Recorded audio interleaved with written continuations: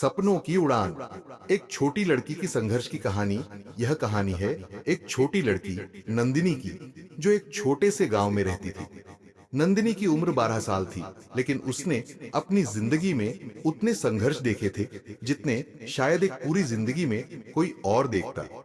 उसका सपना था कि वह एक दिन बड़ी शिक्षिका बनेगी और गांव के बच्चों को शिक्षा देगी ताकि उनका जीवन बदल सके। नंदिनी के पिता किसान थे और माँ घर का काम करती थी। उनका परिवार बहुत साधारण था। नंदिनी की पढ़ाई का खर्चा उठाना उनके लिए हमेशा कठिनाई का कारण था। स्कूल की किताबें, कॉपी और स्कूल यूनिफॉर्म के लिए पैसे जुटाना बहुत मुश्किल था। लेकिन नंदिनी का हौसला कभी नहीं टूटा। वह अक्सर अपनी माँ से कहती, माँ, मैं पढ़ाई में अच्छा करूंगी ताकि हम सबका जीवन बदल सके। उसकी माँ उसे हमेशा तसल्ली देती, लेकिन कभी-कभी वह भी खुद के सपनों को छोड़ने के बारे में सोचती थी। नंदिनी का स्कूल बहुत दूर था और रास्ता भी बहुत खतरनाक था। बारिश के मौसम में तो रास्ते और भी खराब हो जाते थे।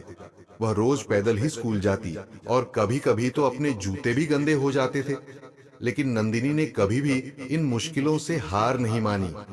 वह जानती थी कि अगर उसे अपनी जिंदगी में कुछ बनना है, तो उसे इन कठिनाइयों से जूझना होगा। एक दिन स्कूल में एक बड़ा इम्तिहान था।